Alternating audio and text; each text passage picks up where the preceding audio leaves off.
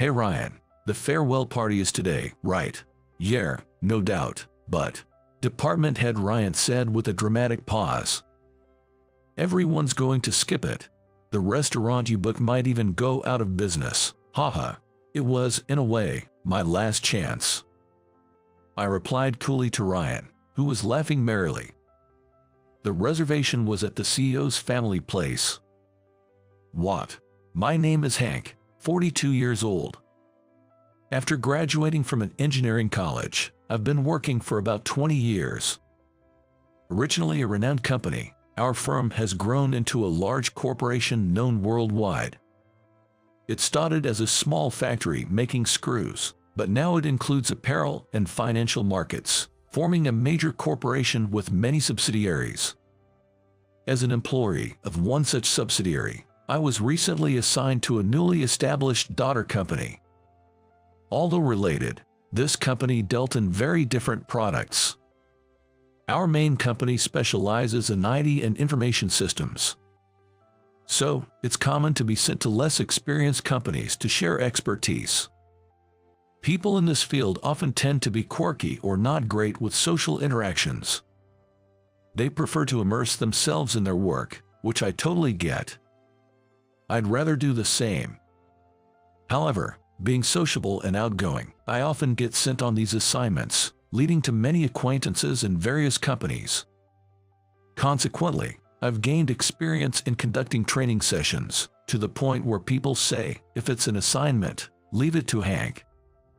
Not that I joined a company for this. Still, with no one else eager to take these roles, and the company paying extra for these assignments, I've accepted this as my current situation. So, naturally, I was chosen for this latest assignment. The daughter company I was assigned to had been launched amidst great expectations. New encounters at the assignment locations are surprisingly enjoyable, and I headed to the company with high expectations. The company was housed in a beautiful, recently completed building. After all, it's a magnificent building that was just completed a few years ago. At the reception, I submitted the necessary documents and was directed to the department I would be joining. That department is the Information Systems Division. It's responsible for internal security and networking within the company. My purpose for being assigned here is to teach the essential skills needed for this newly established division, to help set up the systems, and to facilitate connections with various branches. Nice to meet you, I'm Hank, assigned here for a while, looking forward to working with you. To my greeting, the employees, without a clap, stared back with somewhat disinterested eyes. It's fairly common for assigned employees to be unwelcome, so I don't take it to heart. No point in worrying too much about it. I kept a smile on my face, unfazed by the atmosphere. A smile is the best tactic in social situations. Nice to meet you too, I'm the department head, Ryan. The man who introduced himself as Ryan spoke with an arrogant tone. I had heard that this company was staffed entirely with elites from prestigious universities, so they all had high egos. He must be one of them. I hope there's something we can learn from you, but well, let's see how it goes for a while. His words, blatantly looking down on me, made me want to sigh deeply. I see. So this is why the optimization of the company's systems has been such a struggle. People like him never listen to others if they believe they are right. This is going to be a difficult job. As expected, the employees of the Information Systems Department at the assignment location wouldn't listen to me at all. They dismissed me from the start, deciding that my methods were inefficient. As a result, the system's construction was only delayed. But the blame was irrationally directed at me. They say you're the expert, yet you can't do even this. It would be better if we did it ourselves. Just leave the necessary software and manuals and get out. That was the underlying message. But after all, I'm here on a job assignment. I can't leave until the assignment period is over. It's a very uncomfortable environment. I knew assignments like this are useless. Ryan grumbled, staring at his computer screen. He must be irritated that the work isn't proceeding as he planned. But that's all because they completely ignore my directions, though he seems unaware of that. They think they're better, after all. The manual I prepared was revised and failed repeatedly, and then blamed for the failures. Fixing these errors was my job, yet they wouldn't let me do anything more. Their pride was just too high. After numerous errors, they still wouldn't admit their fault. No, they probably don't want to. Ryan, among others, must be somewhat aware that their methods are flawed. But they don't want to listen to the suggestions of someone on assignment. If only they would follow the manual, it would be so much easier. As they proceed with the manual, they think of new methods, alter it on their own, fail, and then blame my manual. I was at my wit's end. Eventually, after they left, I secretly returned to the department and proceeded with the work according to the manual. Day by day, as the system was built, they claimed they were right all along, but I had no energy left to point out their mistake. In fact, if I did, they might just destroy what had been built so far. In the end, I continued working secretly, and somehow managed to complete the system construction during my assignment period. And so, my assignment period, filled with one-sided troubles, is about to end in a few days. Despite the problems, my work is done, and that should be fine. As I was thinking this, Ryan approached me. "Hey, thanks for your help. Actually, we're planning a farewell party for you." I see. Ryan seemed unusually cheerful, which felt odd. He was smiling, but it didn't give a good impression. More like there was something scheming behind it. "We're thinking of having a farewell party for the whole company, not just this department." "That's a bit much." "Well, you've really helped our company, and the farewell isn't just for you." "I see, a company-wide farewell party. That makes sense. And so, I'd like you to be the organizer." "What? But why am I, the one being farewelled, organizing the party?" "Am I the organizer?" "Yeah, I think you can handle a farewell party for 100 people, right?" Well, I have some ideas, but why did this happen?" But if I said no, I can imagine the kind of snide remarks I'd get. Besides, if it's going to be such a large farewell party, there's a place I'd personally like to ask. "Then, I'm counting on you. Make the reservation for 100 people." "Understood. With that size, I think the restaurant will be happy." "Right, haha, I'm looking forward to it." Ryan left with a genuinely happy laugh. After that, I contacted a familiar restaurant and arranged to book the place for the night. Hearing the pleased voice of the restaurant manager on the phone, I thought it was good to be able to help her. A few days later, it was my last day at the assignment, and I left work early to head to the farewell party location. As organizer, it was the right thing to do. At the restaurant, the manager welcomed me, excited about the many people coming. But so far, only you, Hank, have arrived. Usually, a few people come early. Her puzzled look gave me a bad feeling. Just as I took out my phone to check, I received a call. It was Ryan. "Ryan, the farewell party is today, right?" "Yeah, no doubt, but," Ryan said with a dramatic pause, "everyone's going to skip it. The restaurant you booked might even go out of business." Haha. Ryan burst into laughter over the phone. I thought it might be something like this. It was, in a way, my last chance. I replied coolly to Ryan, who was still laughing. The reservation was at the CEO's family place. What? He seemed not to understand my words, responding with a dumbfounded voice.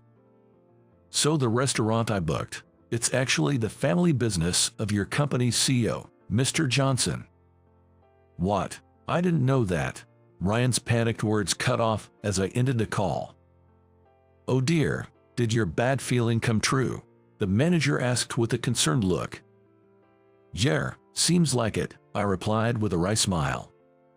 While speaking, I called another number. Hey, it's been a while. Looks like I got played, so proceed as planned, please. Laughter, and I thought so, came from the other end of the phone. Hours later, the restaurant was overflowing with guests enough to justify a private event. Wow, the food here is really great. The variety of drinks is amazing too, isn't it? Well-dressed men commented. I'm glad you like it. Please enjoy yourselves. They all responded with joy to my voice. By the way, this place is your family business, isn't it? Yes, indeed. Oh, and I recommend this dish too. Then, can you tell me about this drink? Among the gathered people, as expected, was the CEO of the subsidiary, Mr. Johnson, the restaurant manager's son. In fact, this event turned out to be not so much a farewell party, but rather a celebration of the successful launch of Mr. Johnson's company's information systems division.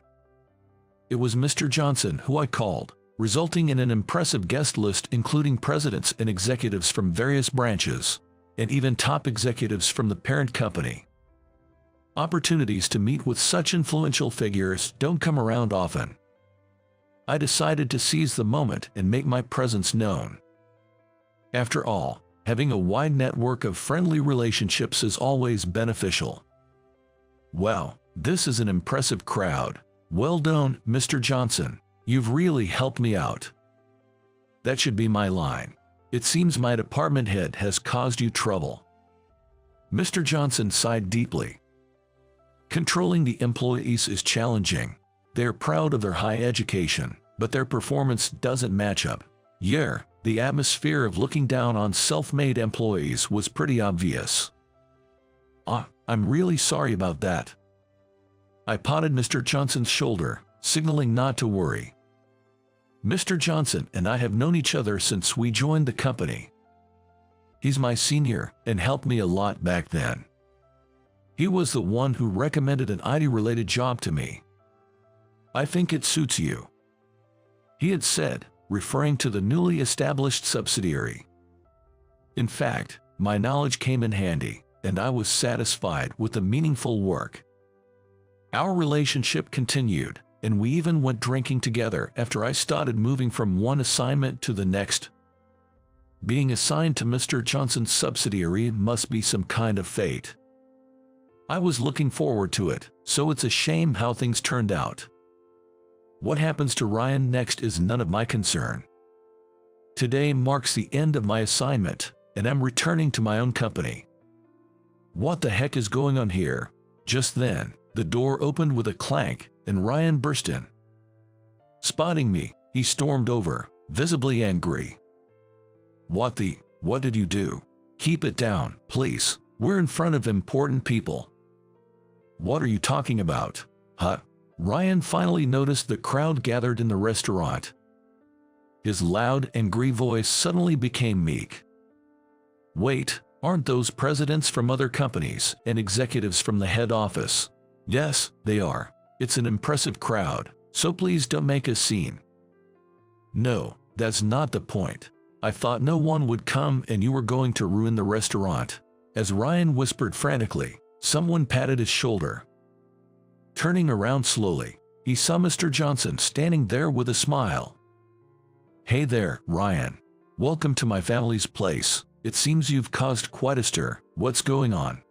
Well, it's all Hank's fault. Hearing Ryan's words, Mr. Johnson turned to me. He says so, but Hank, I actually think you've been a great help. I'm honored. I responded with a smile to Mr. Johnson's words. What in the world? What's happening? It's a celebration of our new division's launch. But I wasn't invited to anything like that. Mr. Johnson laughed heartily at Ryan's words. You say some funny things, Ryan. What do you mean? It was Hank who arranged this celebration. He's on good terms with my mother, the manager of this restaurant. He's efficient and has been a great help. Ryan was just frozen at Mr. Johnson's words. I had heard that you requested the celebration, but since it seemed no one was going to show up, I took it over as a launch party for the new division. That's good. If I hadn't heard in advance, my family's restaurant would have taken a big hit. But you really think it's good? Ryan finally realized the lack of humor in those eyes. Well, I've heard a lot of reports. Since we're here, why don't you share your side of the story over a drink? Mr. Johnson said, putting his hand on Ryan's shoulder. Hey, that's just what Hank has been saying on his own. Is that so? Then, I'll join in to check the facts. Huh? Ryan looked back at me in surprise. Of course, I had no intention of helping him. I planned to take this opportunity to vent about everything he had done. There's a lot I'd like to talk about, I said with a full smile, causing Ryan to grit his teeth. Mr. Johnson, don't believe a word he says. It's all nonsense. Well, let's hear it first and then judge. Saying this, we sat down in a small room, surrounding Ryan. By the way, Hank here is my junior from when we first joined. I was the one who recommended him to our IT subsidiary. I know his capabilities well. Mr. Johnson said, pouring beer into Ryan's glass without losing his smile. Now, let's hear both sides of the story, shall we? Ryan looked at me in panic. Of course, I just smiled back at him, gazing steadily. Of course, I'll tell you everything, without hiding anything, about what I've seen and done. What, you? No, originally, it was our effort that, as Ryan spoke, he began to calm down. Yes, they think they achieved it all on their own. We just took the manual from Hank, but after that, it was all our effort. But you're aware of the constant errors, as reported, right? That's because. Ryan started to make excuses in a panic. The errors kept happening because your manual was. If you followed the manual correctly, it would have been fine. The errors happened because you tried to shortcut and force your way through. Shut up. In the end, it worked out, didn't it? As Ryan raised his voice, I decided to deliver the final blow. It seems you think so, but those errors were corrected by me after everyone left. What? Huh? Ryan was clearly taken aback. He couldn't believe it because he thought they had achieved it all on their own. What are you saying? That was because our method was right. That's not the case, but no one would listen to me, so I had to stay late and secretly fix everything. Lies. As Ryan protested, Mr. Johnson joined in, calmly sipping his drink. Do you really think so? The errors that were there until yesterday were suddenly fixed the next day, and you think it was your achievement? Well, you must have found something strange yourself, didn't you? With those words, Ryan bowed his head. He must have realized it. It was expected. I had told them to contact me if anything happened after I left, expecting they would eventually come to me for help. That was all Ryan seemed to think. Ryan, I believe you're a talented employee. Being able to join our company is proof of that. However, Mr. Johnson said after a moment's thought, but no matter how talented you are, without accompanying experience, it doesn't translate into effective work. And when it comes to the system company, Hank is a professional. At Mr. Johnson's words, Ryan's face grew increasingly pale. I was hoping you all could learn something from Hank's experience. That was my expectation. Ryan began to tremble as Mr. Johnson delivered his final statement. Honestly, I'm disappointed in you. I need to rethink everything about your department. With those words, Ryan completely stopped talking. Now, back at my subsidiary, I was spending my time leisurely at my desk, which I hadn't seen in a while. The banquet hosted by Mr. Johnson was a great success, and I managed to make good connections with the CEO of the parent company and other subsidiary presidents. Of course, I made sure they remembered my face. Before that, I had also met with presidents and directors of the subsidiary I was assigned to, greeted them again, drank with them, and shared various stories. For me, it was a very rewarding gathering. As for Ryan, despite it being a celebration for the Information Systems Department, questions arose about why only the department head showed up. He could hardly answer and disappeared before anyone noticed. Later, I heard from Mr. Johnson that the position of department head had been given to someone else. Ryan was demoted to a regular employee in the Information Systems Department and had to start learning everything from scratch. Well, he didn't seem to have much IT knowledge, and while I felt a bit sorry for him, he's still young. A knockdown or two can be a good experience. Months later, I was assigned to another assignment. The CEO himself, Mr. Thompson, who took a liking to me at the party, called me for it. This time, it's an assignment to the head office.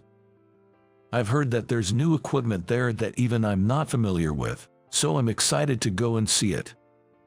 Well, the last time was a bit of a mess, but this time it's the head office. There's a lot to look forward to. And so, I start preparing for another assignment again.